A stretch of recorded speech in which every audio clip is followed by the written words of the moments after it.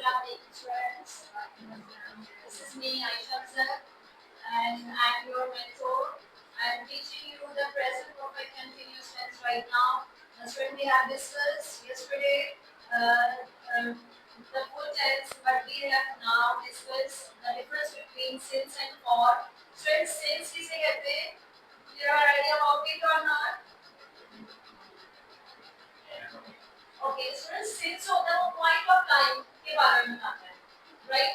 और जो for है वो length बताते हैं कितने hours है. For example, hours है आपके पास 3 घंटे काम किया आपने, 4 घंटे काम किया, 4 घंटे से खेल रहे हैं, तो वहाँ पे जो ये जो length है, जो length पे जो count होगा उसमें for इस्तेमाल करेंगे.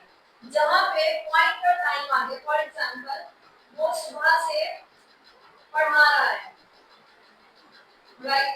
तो वहाँ पे हम क्या सेंटेंस बनाएंगे? तो सेंटेंस बनाएंगे और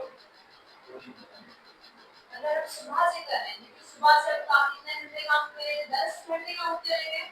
हमें नहीं पता वो कब तक काम करता रहेगा, तो we have used exactly the word since. अगर for length बता रहे हैं, length के 2 घंटे किया, 3 घंटे किया, ठीक? For example, तो 2 दिन से जो है 2 दिन से काम कर रहा है, मतलब 2 दिन है, for 2 days.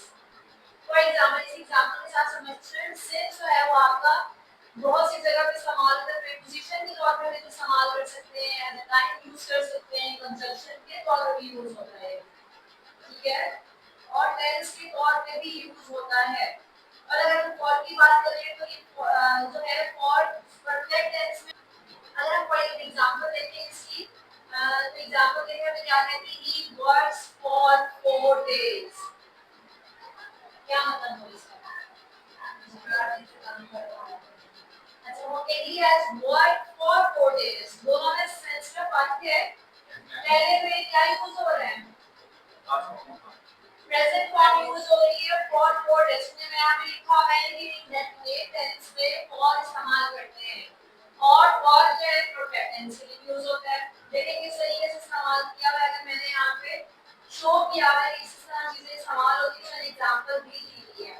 He has worked for 4 days. Yes, वो प्रेजेंट परफेक्ट टेंस है, और 4 दिन से वो क्या है? काम कर रहा है, राइट? दो स्टूडेंट्स 4 दिन जो है वो ये काम कर रहे हैं. स्टूडेंट्स यहाँ पे I have not seen him since he left. I haven't seen him since he left. मेरे से अब तक नहीं वो चला गया, वो पता नहीं चला कब चला गया, ठीक है? यहाँ पे टाइम पीरियड मेंशन नहीं है.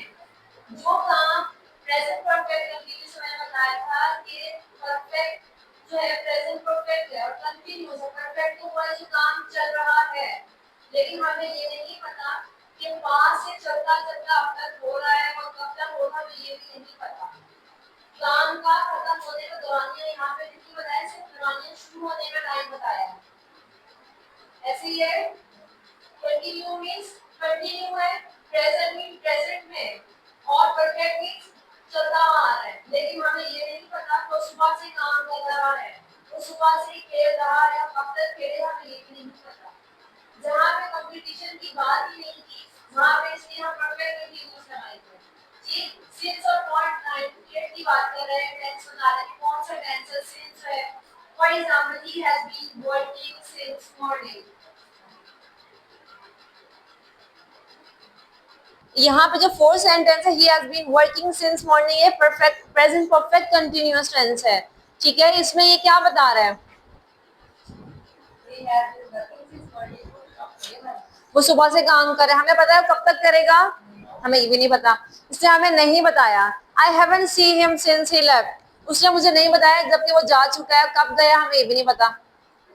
टाइम पीरियड मेंशन है, टाइम पीरियड भी मेंशन नहीं है. कब आएगा हमें ये भी नहीं पता. तो स्टूडेंट जहाँ पे ये चीजें इस्तेमाल होंगी वहां पे हम सिंस लगाएंगे. सिंस क्या? पॉइंट ऑफ टाइम, शुरू होने का टाइम बता रहा है, खत्म होने का टाइम नहीं बता रहा. ये आपने अपने माइंड में रखना है. इससे रिलेटेड आप रियलिटी में भी सेंटेंस बना सकते हैं कि काम शुरू हो रहा है पास्ट से और अब तक जारी है, इसलिए हमें परफेक्ट कंटिन्यूअस का नाम दे रहे हैं. प्रेजेंट परफेक्ट मतलब अगर अब तक हो रहा है तो हम इसे प्रेजेंट कहेंगे। कुछ समझ में आ रही है? कुछ चीजें समझ में काफी सारा, आई थिंक आप लोगों को बहुत आसान लफ्जों में मैंने समझाया है और आपको काफी हद तक क्लियर हो गया होगा किस तरीके से अगर हम रियलिटी में भी सेंटेंस बनाएं तो हमें पता चलेगा कि वो परफेक्ट की बात करें और प्रेजेंट की बात करें तो इसका मतलब है अब तक जारी है। पॉइंट ऑफ टाइम है, पूरा टाइम बता रहे हैं। For example he work for 4 days, वो काम करता है 4 दिन। हमें बताया उसने कब शुरू किया, इसमें हमें एग्जैक्ट टाइम पीरियड नहीं पता। जहां पे एग्जैक्ट टाइम पीरियड नहीं पता होगा हमें फॉर इस्तेमाल करेंगे। हमें पता है वो सुबह से खेल रहा है, he has been working since morning, हमें एग्जैक्ट टाइम पीरियड पता चल गया। अब for example she has cooking for 4 days। For example अगर मैं कहूँ कि वो 4 दिन से, सेंटेंस इसका एग्जैक्ट सेंटेंस नहीं है, सॉरी ये वाला, हम अगर फॉर एग्जाम्पल ये कहें he has worked for 4 days, आपको पता है उसने कितने दिन काम किया और कौन से वो 4 days थे? हमें नहीं पता, हमें लेंथ पता है 4 दिन। he has living in this house for 15 days। अब आपको 15 days की बात पता है लेकिन आपको ये नहीं पता 15 days शुरू के थे महीने के लास्ट के थे, आपको पता नहीं, पता लेंथ का पता है, आपको 15 डेज की बात कर रहे हैं लेकिन क्या टाइम पीरियड पता है?